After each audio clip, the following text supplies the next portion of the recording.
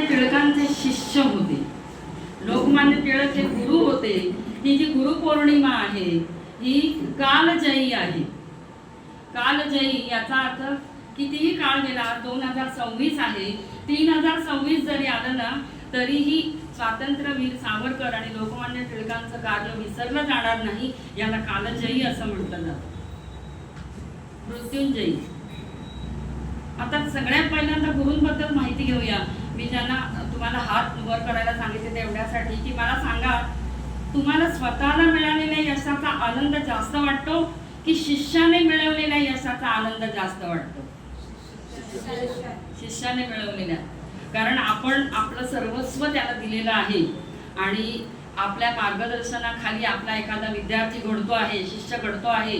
हे कुठल्याही शिक्षकाला स्वतः मिळवलेल्या यशापेक्षा सुद्धा खूप महत्त्वाचं वाटतं. तो त्याचा सगळ्यात मोठा पुरस्कार असतो आणि हा पुरस्कार लोकमान्य टिळकांना सावरकर रूपाने मिळालेला आहे असं मला वाटतं. आता लोकमान्य टिळकांबद्दल सांगितलंच पाहिजे कारण गुरु आहे आणि गुरुला अभिनमन केलं पाहिजे. मला सुद्धा ना लोकमान्य टिळक म्हटलं की 1 ऑगस्ट म्हटलं की त्या शेंगांची टरफलं, स्वराज्य हा माझा जन्मसिद्ध हक्क आहे, इतपतच ज्ञान होतं. म्हणजे लोकमान्य टिळकांनी काय काय घडवलं, या घडवण्यामागे त्यांची दृष्टी काय होती, या सगळ्याचं ज्ञान इतिहासाचा अभ्यास केल्यानंतर आपल्याला मिळतं.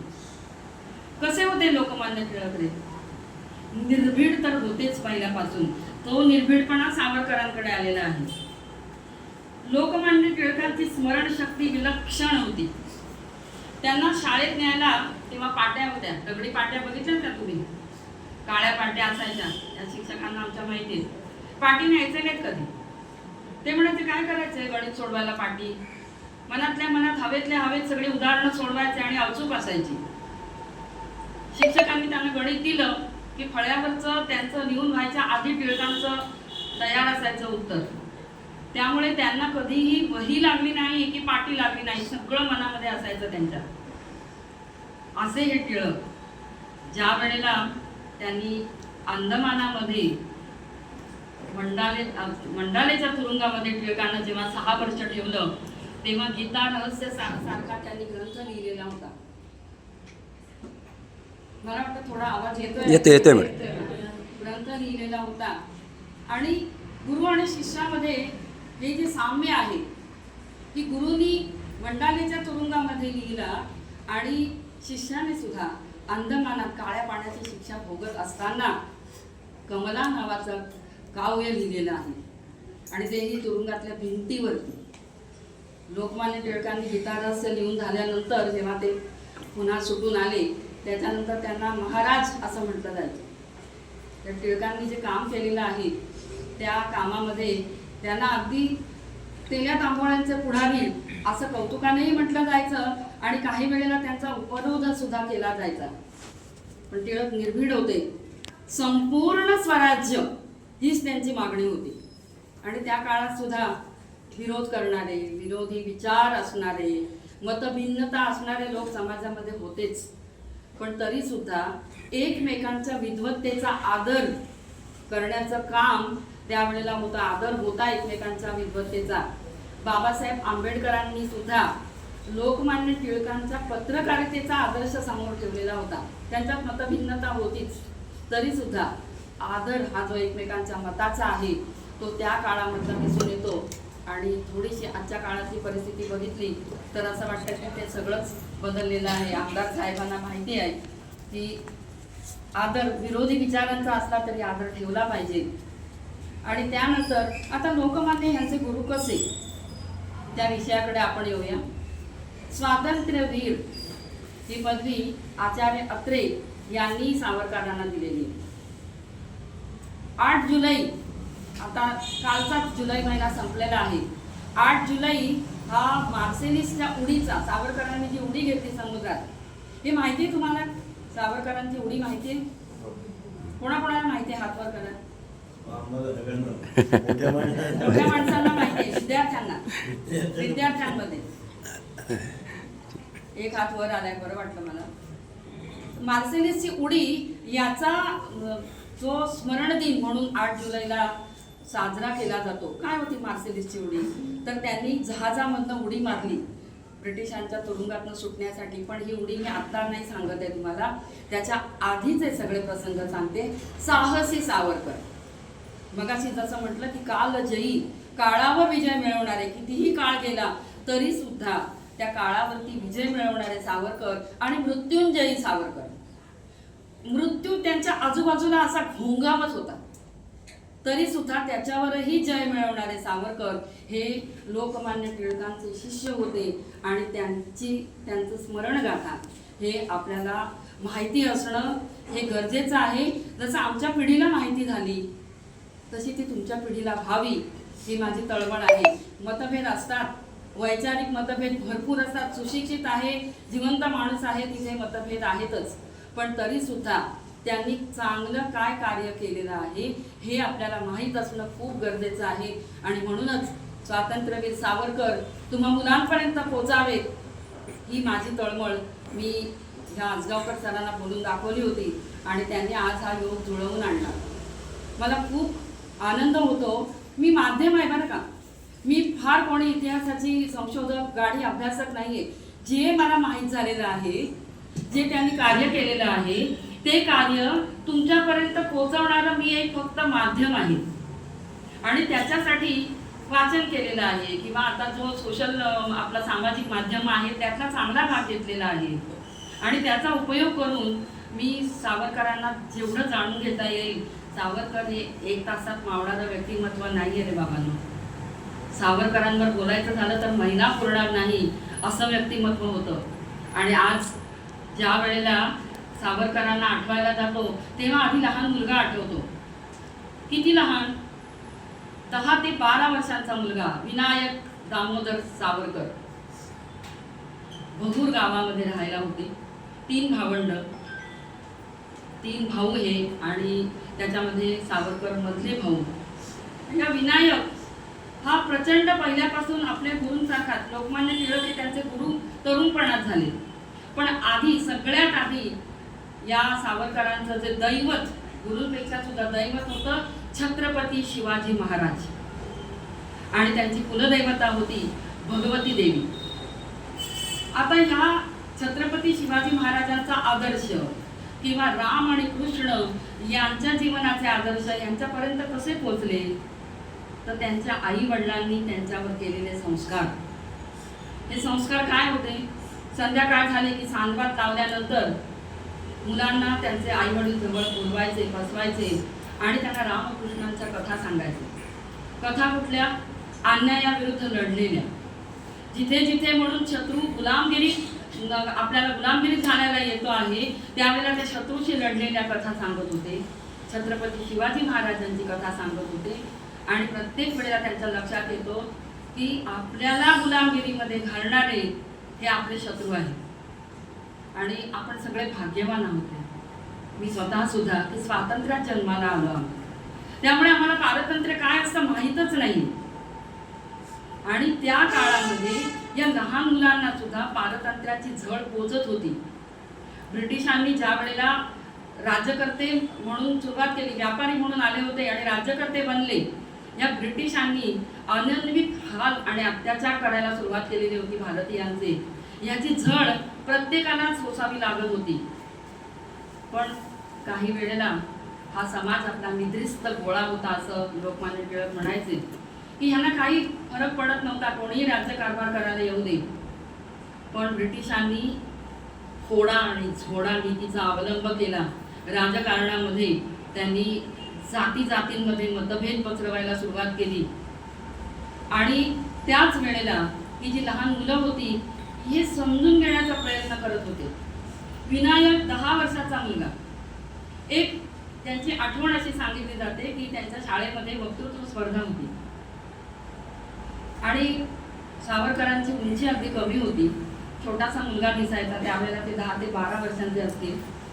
तिथे त्या स्पर्धेमध्ये भाषण, मोठी खुली स्पर्धा होती, त्यामुळे मोठी माणसंही होती, लहान विद्यार्थी होते आणि त्यांच्यात सावरकरांनी जे भाषण केलं त्याला कडाडून टाळ्या मिळाल्या होत्या, म्हणजे छप्पर फाडवे अशा टाळ्या मिळालेल्या होत्या. पण निकाल जेव्हा लागला त्यावेळेला सावरकरांना कसलंही उत्तेजनाचा सुद्धा पुरस्कार त्याच्यात बक्षीस मिळालेलं नव्हतं. सावरकर उभे राहिले बाणेदारपणाने आणि त्यांनी विचारलं की माझ्या भाषणानंतर एवढ्या टाळ्या मिळाल्या, कौतुक केलं, प्रशंसा झाली माझी, मला का नाही बक्षीस मिळालं? तेव्हा ते 3 परीक्षक होते. तेव्हा त्यांनी सांगितलं, बाळा अरे ही स्पर्धा वक्तृत्वाची होती, पाठांतराची नव्हती. तू पाठ करून आलायस, एवढासा मुलगा तू. तेव्हा ते म्हणाले, मी पाठ नाही केलंय, मी लिहिलंय स्वतः, माझं स्वतःच आहे ही वाक्यरचना. काय कोण खरं मानेल? त्यांनी सांगितलं, तुम्हाला जर खोटं वाटत असेल तर मला आत्ता एखादा विषय द्या आणि 5च मिनिटं द्या, मी त्याच्यावरती भाषण तयार करतो. स्वीकारलं आव्हान परीक्षकांनी आणि त्यांनी सावरकरांना, त्याच्या आधी पुरस्कार जाहीर झाले होते, बक्षीसं जाहीर झाली होती, पहिला नंबर कोण, दुसरा कोण. त्यानंतर सावरकर 5 मिनिटात आले आणि त्यांनी ते भाषण करून दाखवलं. तिथे लिहिलेलं होतंच कागद, पण करून दाखवलं. तेव्हा त्या सगळ्यांना पटलं की ह्या मुलाने आत्ता लिहिलंय. तेव्हा परीक्षकांनी एकमुखाने जाहीर केलं की आता हे जे जाहीर केलेले नंबर आहेत हे तर काय आपल्याला रद्द करता येत नाही, पण आम्हाला परीक्षकांना मिळून या मुलाला एक पुरस्कार द्यायचा, एक बक्षीस द्यायचं आहे आणि ते त्याने स्वीकारावं.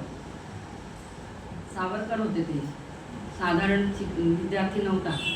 ते उभे राहिले आणि म्हणाले, मला बक्षीस जाहीर केलं याबद्दल मी सगळ्यांचे आभार मानतो, पण मी बक्षीस स्वीकारणार नाही. का? ज्या परीक्षकांना मी लिहिलेलं आहे यावर विश्वास बसला नव्हता त्यांच्या हातून मी बक्षीस स्वीकारणार नाही. म्हणजे हा जो बाणेदारपणा होता, म्हणजे जी मार्सेलीची उडी आहे ना, ह्या उडीच्या आधीची साहस मुद्दाम समजून घेतली पाहिजे की हे जे धाडस आहे, हे जे धाडसच आहे, याला साहस असं फारसं म्हणता येणार नाही आता ह्या वयातलं, पण त्या काळातली जी अन्यायाविरुद्ध पेटून उठण्याची जी वृत्ती होती ती त्यांची लहानपणापासून दिसत होती. संस्कार तर होतेच आई वडिलांचे. प्लेगमध्ये त्यांचे वडील वारले, आई आधीच गेलेली होती आणि मोठ्या भावाची जी बायको होती तिने आईच्या ममतेने यांचा सांभाळ केलेला होता. म्हणजे आई गेलेली होती, प्लेग आला, प्लेगची मोठी साथ आली. आता आपण कोरोनाच्या साथीला सगळेजण सामोरे गेलेलो आहोत, त्यामुळे साथ काय असते आणि कशी माणसं मरतात हे त्या काळामध्ये आलेली प्लेगची साथ ही उंदरांमुळे यायची. जांघेमध्ये किंवा काखेमध्ये गाठ यायची आणि ताप येऊन तो रुग्ण 2 दिवसातच मरून जायचा. तेव्हा फारशा लसी उपलब्ध नव्हत्या, फारशी औषधं उपलब्ध नव्हती. पण याच वेळेला ब्रिटिशांनी जी त्यांची वृत्ती होती अन्याय करण्याची आणि छळ करण्याची, अनन्वित छळ करण्याची, ही त्यावेळेला पुढे जास्त आपल्याला स्पष्ट दिसायला लागली. आता ती ह्या छोट्या विनायकांना कशी कळली? तर वर्तमानपत्र वाचण्याची त्यांना सवय होती. भगूर लहान गाव नाशिक जवळ, त्या भगूरमध्ये 2-3 दिवसांनी वर्तमानपत्र यायचं, केसरी नावाचं. केसरीचे संपादक कोण होते रे? लोकमान्य टिळक. शाबास. तर ते वर्तमानपत्र यायचं आणि ते वाचण्यासाठी या विनायकाची धडपड, तळमळ सुरू असायची. आणि त्यांनी ते जेव्हा उघडलं, ते गेले आणि त्यांनी वाचलं तर त्याच्यामध्ये संपूर्ण पुण्याच्या प्लेगचं वर्णन होतं. पुण्याला जो रँड साहेब होता त्याने अनन्वित छळ केलेला होता. प्लेगच्या नावाखाली आपल्या पोलिसांना प्लेगचं तुमचं घर आम्हाला धुवून काढायचं आहे, उंदीर शोधायचे आहेत असं म्हणून ते सगळे अधिकारी, पोलीस अधिकारी यायचे आणि चपला बूट घालून घरात, देवघरापर्यंत प्रवेश करायचे आणि घरातली भांडी कुंडी फेकून द्यायचे, कपडे लत्ते घरातल्या माणसांना, ज्याला प्लेग झालाय त्याला खेचत खेचत बाहेर घेऊन जायचे आणि बायका आणि मुलींवर बलात्कार करायचे. हे ज्या वेळेला पुण्यामध्ये सहन होत नव्हतं लोकांना, पण बोलणार कोण? कारण ब्रिटिशांचा कायदा आणि ब्रिटिशांची दहशत एवढी होती की त्यांच्या विरुद्ध ब्र काढण्याची कोणाची हिंमत होत नव्हती. फक्त लोकमान्य टिळकांसारखे जे संपादक होते ते त्या वेळेला आपले संपादकीय लिहून आपला निषेध जाहीर करायचे. त्याच पुण्यामध्ये चापेकर नावाचे 3 बंधू, चापेकर आडनावाचे, ते एकदा एका कार्यक्रमामध्ये लोकमान्य टिळक आलेले असताना त्यांनी आपली गाणी सादर केली आणि त्यांनी विचारलं, गाणं पोवाडा सादर केला होता, वीरश्रीचा पोवाडा होता आणि लोकमान्य टिळकांना त्यांनी विचारलं, कसा झाला पोवाडा आमचा? त्याबरोबर लोकमान्यांनी उत्तर दिलं, हा पोवाडा जो वीरश्रीने सादर केलात ना, रँड कसा जिवंत आहे अजून. आणि हा एक संदेश या 3 भावंडांनी घेतला आणि या तिघांनी रँड साहेबांचा पिस्तुलानं गोळ्या झाडून खून केला, हत्या केली. अर्थात तिन्ही कोवळी भावंड होती. एकाच दिवशी तिघांनाही फासावर चढवलं गेलं. आणि ही बातमी केसरी या वर्तमानपत्रातून आली की विनायकाने वाचली आणि तिळपापड झाला अंगाचा. संतापानं अश्रू आले डोळ्यामध्ये की आता काय गुन्हा होता ह्या चापेकर भावंडांचा. तर त्यांनी अन्याय अत्याचार करणाऱ्या, मुलींवर बलात्कार करणाऱ्या, बायकांचे हाल करणाऱ्या रँड साहेबांचा वध केलेला आहे. साहेब म्हणायचं त्याला आपलं. पण ह्या चापेकरांनी अतिशय धीटपणाने, धाडसाने पुढे येऊन आणि त्यांना फाशी झालेली आहे. त्याबरोबर विनायकाचं रक्त सळसळलं. त्या केसरी वर्तमानपत्राची गुंडाळी घेऊन ते धावत धावत आपल्या घरी आली.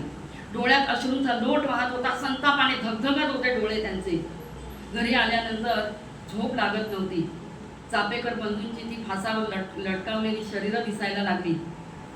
कोवळं वय, त्यावेळेला 13 वर्षाचे सावरकर होते. आणि त्यांनी घरात आल्यानंतर सगळ्यात पहिल्यांदा देवघरात धाव घेतली.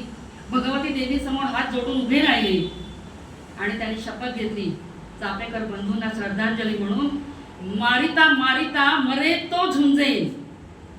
आता हे ब्रिटिशांना, आता ह्याच्या पुढे मी गप्पा बसणार नाही, ह्यांना असा मारेन मी मेलो तरी चालेल, पण मी झुंजेन मरेपर्यंत. हे 13 वर्षाच्या मुलाचे उद्गार आहे.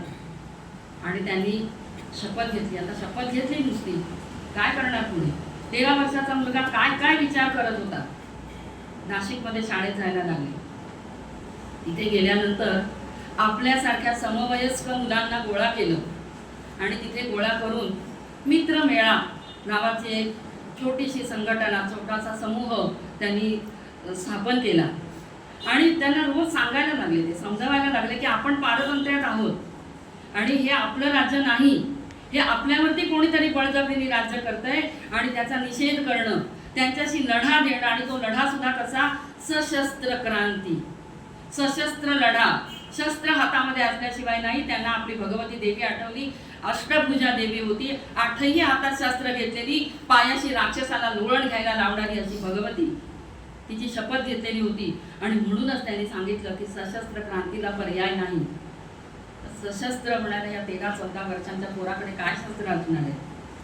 पण आता ती का नव्हती त्यावेळेला, ही त्यावेळेच्या काळाची गरज होती. मी परत आता सांगते, वर्तमान काळामध्ये सशस्त्र हे असणं हे गरजेचं नाहीये. आपली शस्त्र वेगळी आहेत.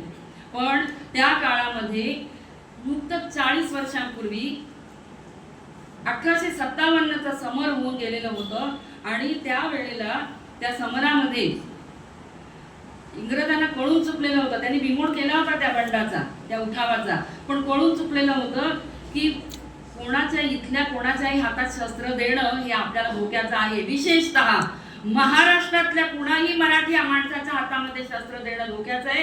ही माणसं कधीही आपल्याला विरुद्ध उठाव करू शकतात. एवढी दहशत मराठी माणसाची होती, एवढी दहशत महाराष्ट्रामध्ये होती. आणि म्हणूनच कोणालाही शस्त्र मिळत नव्हतं, परवाने मिळत नव्हते. पण सुरुवातीला विनायकाने आपल्या मित्रांना आपण कसे पारतंत्र्यात आहोत, काय काय केलं पाहिजे, त्यासाठी आपण शिकलं पाहिजे आणि आपल्याला एकत्रित झालं पाहिजे. आपल्यामध्ये भेदाभेद असता कामा नयेत हे सांगितलं. आणि त्यांची एक छोटीशी, त्या नाशिकमध्ये एक छोटीशी शाळा, त्याच्यामध्ये छोटी खोली होती, तिथे यांच्या सभा व्हायच्या. विचार करा, ही 14-15 वर्षांची मुलं सभेसाठी एकत्र यायची आणि संपूर्णपणाने ज्यांनी क्रांतीसाठी मदत केलेली आहे, योगदान आहे. वासुदेव बळवंत फडके होते, झाशीची राणी होती, छत्रपती शिवाजी महाराज होते, संभाजी महाराज होते. त्यांची चित्र, त्यांचे तसबीर तिथे लावल्या होत्या. काही मित्र किंवा काही गावातले लोक म्हणायला लागले, अरे असं करू नका, तुम्ही त्या ब्रिटिश अधिकाऱ्यांचे सुद्धा 2-3 फोटो लावा बाबा, त्यांना जर संशय आला ना तर ते आपल्याला ठेवणार नाही. तेव्हा त्यांनी सांगितलं, ज्यांच्या विरुद्ध उठाव करायचा आहे ना त्यांचा एकही फोटो आपल्याकडे असता कामा नाही. हवी तर तुम्ही आपल्या देवदेवतांची चित्र लावा, कारण आपले देव सशस्त्र आहेत. बघा तुम्ही, प्रत्येक देवाच्या हातात शस्त्र आहे आणि लढायला शिकवणार आहे. लढायला म्हणजे उठसूट कोणावरही हल्ला करायला नव्हे, आपल्याला ज्यांनी गुलामगिरीमध्ये टाकलेलं आहे, आपले जे हाल करता आहेत, आपलं स्वातंत्र्य जे हिरावून घेत आहेत, त्यांच्या विरुद्ध सशस्त्र उठाव करायचा आहे. त्यासाठी देव आपल्याला सांगतायत आपले. फार तर त्या देवतांची चित्र तिथे लावा. सावरकर विज्ञानवादी होते लहानपणापासूनच, इतके विज्ञानवादी की गाय हा उपयुक्त पशु आहे हे त्यांचं विधान अतिशय वादग्रस्त ठरलेलं होतं, पण ते काळाच्या पुढे जाणारं विधान होतं. हे आजही आपल्याला पचणार नाहीये, आजही आपल्याला पटणार नाहीये, तर त्या काळात तर शक्यच नव्हतं. विज्ञानवादी दृष्टिकोन, अन्यायाविरुद्ध लढण्याची प्रखर इच्छा आणि त्यासाठी शिक्षण पूर्ण व्हायला पाहिजे, म्हणून त्यांनी आपला जो मित्रमेळा होता, त्या मित्रमेळ्याचं नंतर पुढे कशी रूपांतर बदलत गेली ते आपण बघणारच आहोत. त्यानंतर सावरकर पुण्याला आले. साहसाचा एक काम होतं ते मित्रमेळा, आणि त्याच्यानंतर पुण्याला आले पुढच्या शिक्षणासाठी फर्ग्युसन कॉलेजमध्ये. तिथे आल्यानंतर लोकमान्य टिळकांना जवळून बघायला मिळणार याचा आनंद होता. त्यांच्या भेटीगाठी होत राहिल्या. टिळकांनी ओळखलं की हे पाणी वेगळं आहे काय तर, आणि आपल्या ह्या शिष्याला घडवण्यासाठी टिळकांनी वेगवेगळ्या कार्यक्रमांमधून त्यांना बोलवायला सुरुवात केली. कॉलेजमध्ये जाणारा तरुण, ते 15 ते 16 वर्षाचा, त्या काळामध्ये त्यांनी शिवाजी महाराजांच्या जन्माचा पाळणा लिहिलेला होता. त्याच्यानंतर दर शनिवार रविवार त्यांचं जे साप्ताहिक सुट्टी असायची त्यावेळेला आपल्या मित्रांना घेऊन कुठे जायचे, सिंहगडावर. तिथे गेल्यानंतर शिवाजी महाराजांच्या कथा सांगायचे. त्यांनी कशी सुटका करून घेतली औरंगजेबाच्या कैदेतून, आग्र्याहून सुटका करून कशी घेतली, आणि प्रसंगी शत्रूशी खोटं बोलायला लागलं तरी चालेल, पण त्या शत्रूच्या ताब्यात सडायचं नाही, तिथून सुटका करून घ्यायची. म्हणजे त्याच्यासाठी लागणारी बुद्धी, त्याच्यासाठी लागणारी वर्तमानकालीन जे जाणीव असते की आत्ताचं काय आपल्याला करायचं आहे, तर ही जाणीव सावरकरांकडे हे सगळे गुण ठासून भरलेले होते. कविमन जागृत होतं. ते कविता त्या शिवाजी महाराजांचे पोवाडे म्हणून दाखवायचे, आणि त्याच वेळेला त्यांनी असं ठरवलं की आपण परदेशी कापडांची होळी करायची. त्यांच्या मित्रांनी उचलून धरली. आपल्याला आज आश्चर्य वाटतं की असे मित्र त्यांना कसे मिळत गेले, तर त्यांच्या विचारांनी भारून जाऊन, आजच्या भाषेत सांगायचं तर सावरकर हे इन्फ्लुएन्सर होते. ते जे बोलायचे ते पटायचं समोरच्या माणसाला, आणि त्यामुळे त्यांना मित्र मिळत गेले. अभिनव भारत ही त्यांची मित्रमेळ्याची एक पुढची पायरी होती, अभिनव भारत. आणि त्या अभिनव भारतमध्ये प्रवेश घेण्यासाठी ज्या अटी होत्या त्या मुद्दाम लक्षात घ्या. पहिली अट होती की प्रत्येकाला इतिहास आणि भूगोलाचं समग्र ज्ञान असलं पाहिजे. आपल्या भारताचाच नव्हे, जगाचा इतिहास आणि जगाचा भूगोल त्याला माहीत असला पाहिजे, ही पहिली अट. दुसरी अट, मनाने आणि शरीराने कणखर असलं पाहिजे. यासाठी व्यायाम करणं आवश्यक आहे, रोज व्यायाम ही अट होती. कणखर कशासाठी की उद्या जर तुम्ही पकडले गेलात तर वाटेल कसे हाल होणार आहे, तुमचे तुरुंगात डांबलं जाईल, फासावर लटकवलं जाईल. मनाने डगमगता कामा नये आणि शरीराने खचता कामा नये, यासाठी त्यांनी आपल्या या येणाऱ्या प्रवेशाची अट अशी होती. नंतरची अट अशी होती की चळवळींमधली गुप्तता राखण्याची, म्हणजे आपण जे इथे करतो आहोत त्यातली गुप्तता राखली गेली पाहिजे. आणि पुढचं सगळ्यात महत्त्वाचं, हे विद्यार्थी ज्या कॉलेजमध्ये आहेत, ज्या शाळेमध्ये आहेत, तिथे त्यांचा नंबर 5च्या आत असला पाहिजे. म्हणजे अभ्यासात सुद्धा तितकंच महत्त्व दिलं गेलं पाहिजे. हे सावरकरांनी ह्या अटी घातलेल्या होत्या त्याच्यामध्ये, आणि ह्या अटी पाळणारे मित्र त्यांना मिळालेले होते, अभिनव भारत संघटना. आणि असं ठरवलं की आता आपण परदेशी कापडांची होळी करायची, की आपला जो पैसा जातो आहे तो सगळा ब्रिटिशांना जातो आहे, आणि आपण स्वदेशीच कपडे वापरायचे. यासाठी होळी लोकमान्य टिळकांकडे गेले. टिळक म्हणाले शेकोटी होता कामा नये, होळी झाली पाहिजे. टिळक फक्त आपल्या विद्यार्थ्याला असे पुढे ढकलत होते एका वाक्याने, आणि हा शिष्य ते बरोबर उचलत होता. लकडी पुलावरती मोठी होळी पेटवली गेली. काही लोक म्हणाले अरे जाळायचे कशाला ते कपडे, कोणाला तरी गरीबाला द्या. तेव्हा सावरकर म्हणाले गरीबाला दिले गेले तर ते वापरले जातील, म्हणजे पुन्हा ब्रिटिशांकडेच तो पैसा जाणार आहे, ह्यात आपण वापरायचेच नाही, आहे त्याची होळी करायची, असं म्हणून त्यांनी ती होळी केली. वाजत गाजत मिरवणूक नगरी पुलावर आली आणि पेटवून दिलं. टिळकांच्या हस्ते ती होळी पेटवली गेली. अर्थातच ब्रिटिश सरकार काही झोपलेलं नव्हतं, या विद्यार्थ्याकडे लक्ष होतं, पण अजून तो कचाट्यात सापडत नव्हता. कारण लोकमान्य टिळकांनी बरंचसं त्यांना संरक्षण दिलेलं होतं, वैचारिक संरक्षण दिलेलं होतं, आणि त्यांना कॉलेजमधनं त्यांच्या काढून टाकलं गेलं किंवा त्यांना दंड झाला होता. त्यावेळेचा 10 रुपये दंड होता. पण अभिनव भारतच्या सगळ्या मित्रांनी एकत्र येऊन वर्गणी काढून त्यांचा दंड भरला आणि उरलेले पैसे अभिनव भारतच्या कार्यासाठी ठेवले. त्याच्यानंतर ते LLB झाले. विनायक दामोदर सावरकर LLB झाले आणि पुढच्या शिक्षणासाठी लंडनला जाण्याचं त्यांनी ठरवलं. आता हे लंडनला का बरं गेले असतील, परदेशी का गेले असतील, तर तिथे गेल्यानंतर ब्रिटिशांनी आजच्या एवढी सोशल मीडिया नव्हता ना, संपर्काची साधनं नव्हती त्यावेळेला, त्यामुळे संपूर्ण दुनियेत त्यांनी असं पसरवलेलं होतं की भारताला ना आमची राजवट आवडते. त्यांना असं काही वाटत नाही आम्ही गुलामगिरीत आहोत वगैरे. त्यांना आम्ही जे कायदे करतो आहोत, जे आम्ही काम करतो आहोत, ते त्यांना आवडतंय आणि सगळं शांत आहे, सगळे भारतीय खुशीत आहेत, असं त्यांनी सगळीकडे पसरवलं होतं. हे जेव्हा सावरकरांना कळलं तेव्हा त्यांनी ठरवलं आपण ह्याला उत्तर द्यायचं. त्यासाठी आपण भारत सोडून गेलं पाहिजे. टिळकांकडे सांगितलं की मला बॅरिस्टर होण्यासाठी लंडनला जायचं आहे. टिळकांनी सोय केली, त्यांना शिष्यवृत्ती मिळवून देण्याची व्यवस्था केली आणि लंडनला जाण्यासाठी निघाले. विचार करा, सावरकरांचं त्यावेळेला लग्न झालेलं होतं. बॅरिस्टर, त्या काळातली बॅरिस्टर म्हणजे अफाट संपत्ती मिळवून देणारा व्यवसाय होता. अफाट संपत्ती, गाडी, बंगला, पैसा, फक्त ब्रिटिशांच्या मनाप्रमाणे वागायचं, एवढीच अट असायची ब्रिटिशांची. सावरकर तिथे गेले आणि त्यांनी ना जहाजात पाय ठेवल्यापासून, तेव्हा विमानं नव्हती, विमानाचा प्रवास नव्हता, जहाजात पाय ठेवल्यापासूनच विचार करायला सुरुवात केली होती की पुढची माझी दिशा काय असणार आहे. हे साहसाचं त्यांचं पुढचं पाऊल होतं. तर जहाजात 2-3 महिने लागत होते जायला लंडनपर्यंत. तिथे गेल्यानंतर, जहाजात गेल्यानंतर एक बघितला, हरनाम सिंग नावाचा एक शीख, त्यांना सतत असा जहाजाच्या डेकपाशी असा उदास असा बसलेला दिसायचा. ते एक दिवस त्याच्याकडे गेले आणि म्हणाले, का बाबा तू असा सतत डोळ्यात पाणी आहे तुझ्या, उदास काय, कुठे चाललाय? त्याने सांगितलं की मला बळजबरीने पाठवलंय बॅरिस्टर होण्यासाठी आमच्या गावातल्या लोकांनी, आणि सांगितलं तू गावात ये, तुला आम्ही भरपूर पैसा देऊ आणि तू वकिली सुरू कर इथे. पण मला नाही जायचंय, मला माझ्या आईची आठवण येते, मला माझं गाव सोडून, पंजाबचा आहे मी, मला माझं गाव सोडून, आई सोडून मला जायचं नाही. तो रडायला लागला जवळ. सावरकरांनी त्याला जवळ घेतलं, समोर उभं केलं आणि त्याला विचारलं, अरे तू तुझ्या आईसाठी रडतोयस, पण तिच्याहून मोठी आई आज पारतंत्र्यामध्ये आहे, तिला कोण मोकळं करणार? तू जरा तिथे जाऊन शिकलास तर पुढे तुझ्या कार्यामुळे आधी ती मोठी आई आपली ही स्वतंत्र होईल आणि तुझ्या आईला ती सांभाळू शकेल.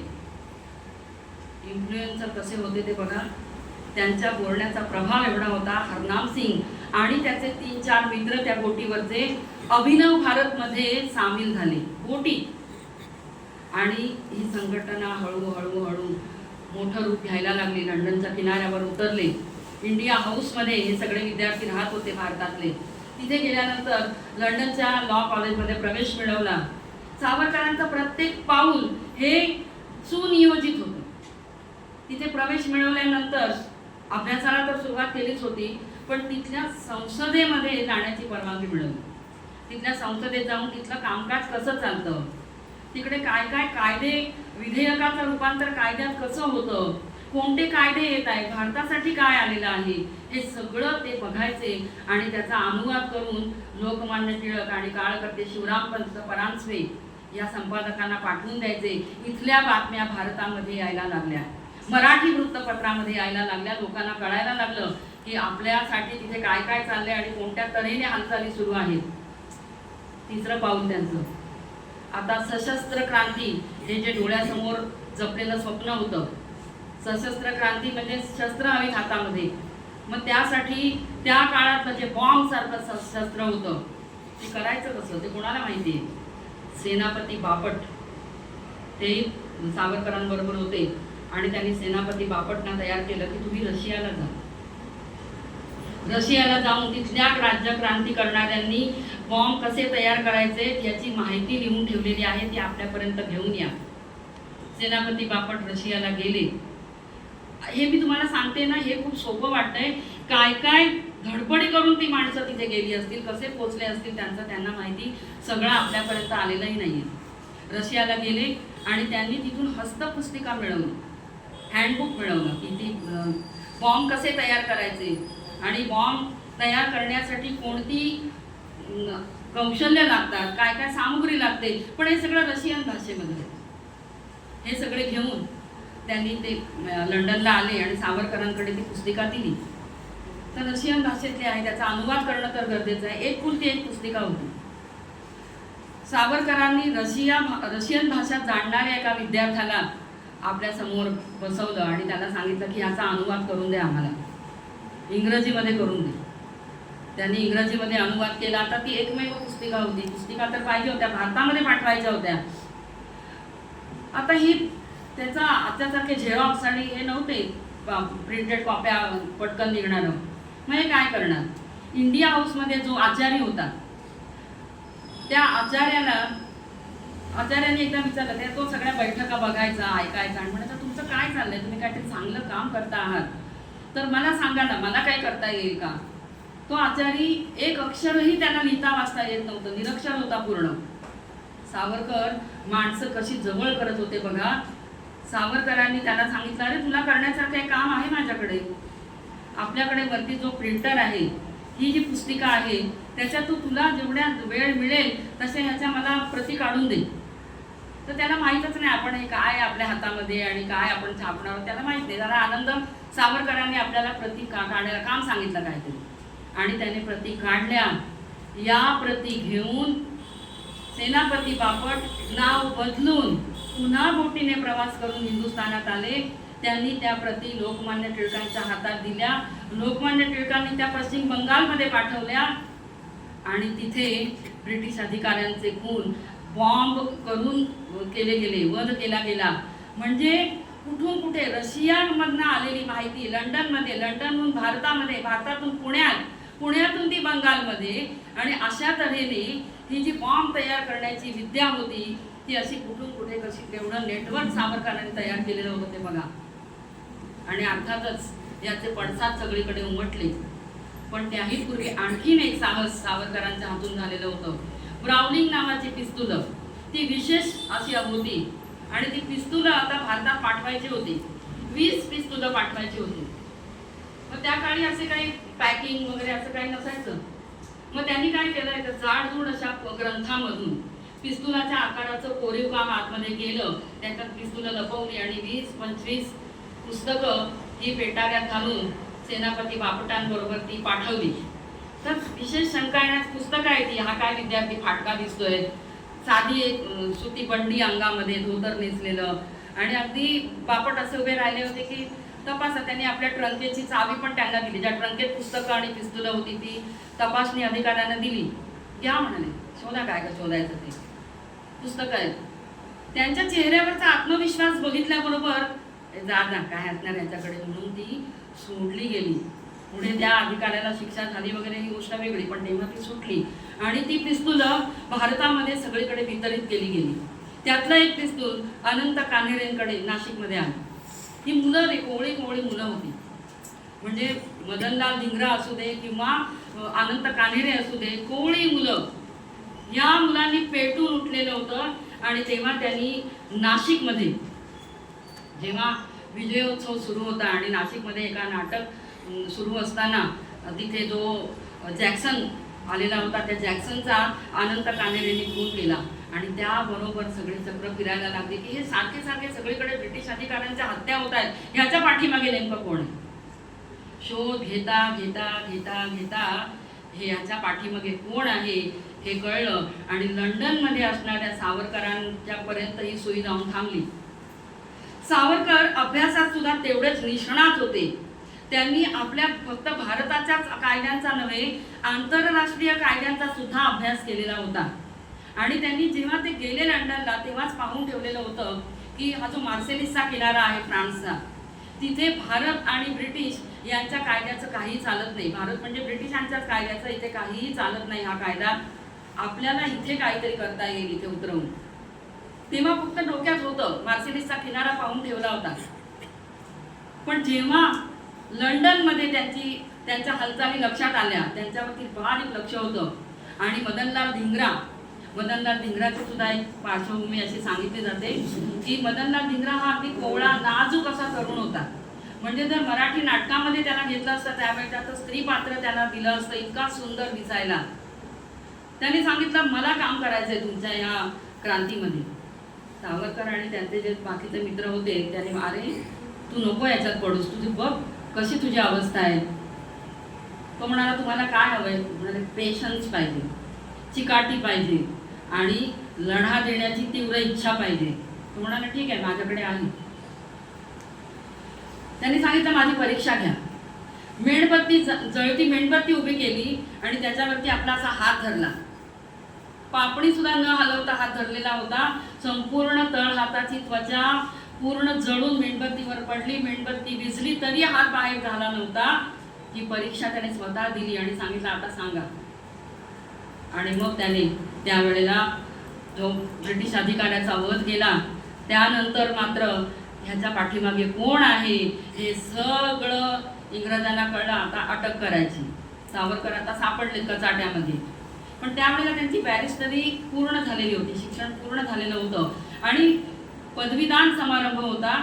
त्यावेळेला त्यांना उभं केलं गेलं आणि सांगितलं तुझं जे प्रमाणपत्र आहे, सर्टिफिकेट आहे तुझं ते आमच्याकडे आहे, तुला मिळणारच आहे. फक्त आम्ही सांगितलेल्या अटींवर सह्या करायच्या. यापुढे ब्रिटिशांविरुद्ध कोणत्याही हालचाली करायच्या नाही. यापुढे कोणत्याही राजकीय चळवळीत भाग घ्यायचा नाही. हे मान्य असेल तरच आम्ही तुला हे सर्टिफिकेट देऊ, नाहीतर देणार नाही. सावरकर म्हणाले मला गरज नाही तुमच्या सर्टिफिकेटची. त्यांनी घेतलं नाही. सावरकरांनी बॅरिस्टरीचा अभ्यास पूर्ण केलेला होता पण त्यांना प्रमाणपत्र मिळालेलं नव्हतं. त्यांनी ते नाठाडलं. या अटीवर मला प्रमाणपत्र नको आणि अर्थातच त्यांना तिथे अटक झाली. त्याच्यापूर्वी एक छोटासा प्रसंग जे मगाशी सर म्हणाले की ने मजसीने परत मातृभूमीला, या एक छोटीशी गडद छाया त्याच्यामध्ये अशी होती की एवढा अभ्यास केलेला आहे, प्रमाणपत्र मिळालेलं नाही आणि त्याच वेळेला भारतातून बातमी आलेली होती की त्यांचा मुलगा तान्हा मुलगा हा त्याचं निधन झालेलं आहे. सावरकर खूप बेडर होते, निर्भय होते, कणखर होते, पण तरी सुद्धा ते हाडामासाचा माणूसच होते ना. ब्रायटनच्या किनाऱ्यावरती जाऊन ते उभे राहिले आणि त्यांना आठवायला लागलं ते आपलं बाळ. कधी बघितलंच नव्हतं त्यांना फक्त आठवत होता त्याचा स्पर्श. कारण त्यांच्या पत्नीनं त्यांना आणून दाखवलं होतं ते गाठोडं आणि त्या काळातली एकत्र कुटुंब पद्धती, मोठ्या माणसांच्या समोर नवरा बायकोनी बोलायचं सुद्धा नाही, एकमेकांसमोर जास्त वेळ थांबायचं नाही. ती बिचारी ते उभी राहिली त्याला घेऊन, हा बघा आपला मुलगा म्हणून. तर त्यांनी त्याला घेतलं जवळ. तो गुंडाळलेला होता, त्यांचा पापा घेतला आणि ते डोळे मिटलेले होते त्यावेळेला.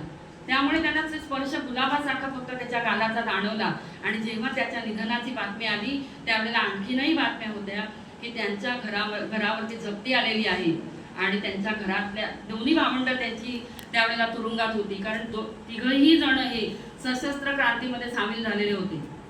त्यावेळेला त्या किनाऱ्यावर जाऊन एकदाच सावरकर फक्त ढसाढसा रडले होते आणि ते ने मजसीने जे त्यांच्या पुरलेलं होतं त्या ब्रायटनच्या किनाऱ्यावरती अफाट समुद्र समोर पसरलेला आहे आणि माहीत होतं की या किनारा पुढे माझ्या भारतभूमीला तिचे पाय धुणार आहे. ने मजसीने परत मातृभूमीला सागरा प्राण तळमळला. आणि त्यावेळेला त्यांना बाळ आठवत होतं. तेवढा एकच क्षण सावरकरांच्या डोळ्यात अश्रू होते, ढसा रडत होते. त्यांच्याबरोबर त्यांचा मित्र होता बंगाली आणि सावरकर रडता रडता रडता फुटफुटत होते काहीतरी. त्या बंगाली मित्राने ते काय बोलतायत ते पटपट आपल्या खिशातनं कागद काढलं आणि लिहून घेतलं. ते ने मजसीने हे अजरामर गीत त्यांचं त्या किनाऱ्यावरती झालेलं होतं, पुरलेलं होतं, लिहिलेलं नव्हतं. सावरकर कवी मनाचे होते. सावरकरांना जेव्हा आता भारतात आणलं जाणार होतं, सावरकरांनी अभ्यास केलेला होता सगळ्या कायद्यांचा, सगळ्या सीमारेषांचा अभ्यास केलेला होता देशांच्या. आणि त्यांनी ठरवलं होतं की आपण असं काही यांच्या कायद्यामध्ये खितपत पडायचं नाहीये. काय करता येईल? साहस. त्याच्या आधीची सगळी जी साहस होती त्या साहसावरचा उत्कर्ष बिंदू म्हणजे त्यांची जहाजातनं घेतलेली उडी. त्यांना मोरिया नावाच्या जहाजातून भारताकडे आणलं, जाण्यासाठी बसवलं. सावरकर विचार करत होते की याच्यातनं कसं सुटायचं आपण. सुटायचं तर आहेच आहे, कितपत बनण्यासाठी आपला जन्म झालेला आहे. 25-26 वर्षाचा मुलगा, तरुण. तिथे जहाजावरती अशी व्यवस्था होती. बऱ्याच लोकांना असं वाटतं की सावरकरांनी संडासाच्या वरती असणाऱ्या भोगातून उडी मारली समुद्रात, तर ते खरं नाही. सावरकर विचार करत होते, आता तो भयानक, म्हणजे हा जो कैदी आहे ना, हा भयानक आहे, डेंजरस आहे. त्यामुळे एकट्या सावरकरांसाठी 4 सिक्युरिटी गार्ड्स होते, 4 सुरक्षा सैनिक त्यांच्या अवतीभोवती. गळ्यामध्ये त्यांच्या ते लोखंडी कडं, हातामध्ये साखळ्या, पायात साखळ्या, कमरेला साखळी. अशा अवस्थेमध्ये हे सावरकरांना त्या बोटीवर चढवलं गेलं आणि भारतात नेऊन आता यांच्यावरती खटला भरायचा आहे. म्हणजे खरं म्हणजे त्यांना ते कैदी सुद्धा नव्हते तेव्हा, संशयित होते, तरीही त्यांना अशा अवस्थेमध्ये की न जाणं ह्याने काही इथे केलं, मारलं कोणाला तर, म्हणून जबरदस्त सुरक्षा व्यवस्था त्यांच्या भोवती होती. सावरकर विचार करत होते, आता ते जहाज जे होतं ना, ते जवळजवळ आपल्या 20-25 मजली इमारती असतील एवढ्या उंचीचं जहाज होतं आणि त्याच्यामध्ये शौचाची, संडासला जाण्याची जी व्यवस्था होती ती एका पूर्ण मजल्यावरती अशी होती. तिथे 9 संडास होते ओळीने. प्रत्येक वेळेला हे सावरकर जायचे आणि प्रत्येक संडासाची पाहणी करायचे. या लोकांना कळायचं नाही काय येडा आहे, याला आपण नेतोय, सारखा जातोय, बाथरूमला म्हणून जातोय, संडासला म्हणून जातोय. पण त्याने ठरवलं होतं की आपल्याला इथूनच कुठून तरी सुटका करून घेता येणार आहे. त्यावेळेला एक दिवस असं झालं की त्या जहाजामध्ये काहीतरी बिघाड झाला आणि एक पूर्ण दिवस मार्सेलिस बेटावरती ही बोट थांबणार असं जाहीर केलं गेलं. सावरकरांच्या डोक्यातली विचारचक्र फिरायला लागली आणि त्यांनी असं ठरवलं की या संधीचा फायदा घ्यायचा. कुठेतरी तो भूगोल डोक्यामध्ये जागा होता की इथून फ्रान्सचा किनारा किती जवळ आहे, किती वेळ लागेल आपल्याला पोहोच जायला. फ्रान्सच्या किनाऱ्यावर फ्रान्सचे कायदे काय काय आहेत, तर फ्रान्समध्ये एकदा पाऊल टाकलं तर तिथे आपल्याला फ्रान्सच्या भूमीवर गेल्यानंतर आपल्याला कोणत्याही गुन्ह्याखाली ब्रिटिशांकडे सोपवलं जाणार नाही, कारण आंतरराष्ट्रीय कायदा वेगळा आहे. हे सगळं डोक्यात होतं आणि ठरवलं 7 जुलैला हे जहाज दुरुस्तीसाठी थांबलं आणि 7 जुलैची जी पहाट होती तेव्हा ते उठले. ठरवलं होतं मनामध्ये, ते उठले आणि त्यांनी आपल्या त्या सुरक्षा सैनिकांना हलवलं. पहाटेच म्हणाले मला जायचंय हो. म्हणाले झोप नाही बाबा, काय सकाळी अजून सकाळ पण झाली नाही. धीर धरला, 15 मिनिटं थांबले आणि मग म्हणाले आता नाही बाबा, चला उठा, मला घेऊन चला. ते एका माणसाला न्यायला 4 जण. सावरकर यांनी ठरवलेल्या 7 नंबरच्या संडासाकडे आले आणि म्हणाले मी आता जातो. आणि हातातले काढा, मी कसा तिथे गेल्यानंतर मी धुणार कसं, हे काढा माझ्या हातातलं. त्यांनी काढलं आणि ते झोपेत होते. सगळे सुरक्षा सैनिक सुद्धा काय करणारे करून हा संडासाला जायला लागेल, आपण बाहेर तर आहोतच होते. तिथे रचना अशी होती त्या संडासाच्या आतमध्ये गेल्यानंतर की पाठीमागे एक असं मोठं जहाज आला, जे मोठी खिडकीसारखं ताबदान असतं, मोठं गोल असं खिडकी असते, त्याला काचेचं ताबदान असतं, काच असते जाड, त्याला पोर्ट होल असं म्हणतात. पोर्ट होल म्हणजे संडासाचं भोग नव्हे, संडासाच्या भिंतीला असणारं मोठं भोग, त्याला पोर्ट होल असं म्हणत होते. त्यांनी बघितलं आणि कमोड, त्यावेळची जी शौचकूपाची व्यवस्था होती ब्रिटिशांच्या, ती कमोडची होती. तिथे त्यांनी सांगितलं की अरे मी आता जातोय, तुम्ही काय दरवाजा लावून घ्या. आहे तिथे गेल्यानंतर समोर बसल्यानंतर समोरच्या भिंतीला, दाराला सुद्धा असं मोठं तावदान होतं, खिडकी. त्याने आपल्या अंगातला अंगरखा काढला आणि तिथे अडकवला, बाहेरच्यांना आपला आतलं दिसू नये आपण काय करतोय म्हणून. आणि आत गेल्यानंतर या तरुणाने सगळ्यात पहिल्यांदा कमोडवर उभे राहिले आणि आधी ते तावदानाची जी काच होती ना, ती बुक्कीने फोडली. काच आहे रे ती काय गुदगुल्या करणार आहे का हाताला.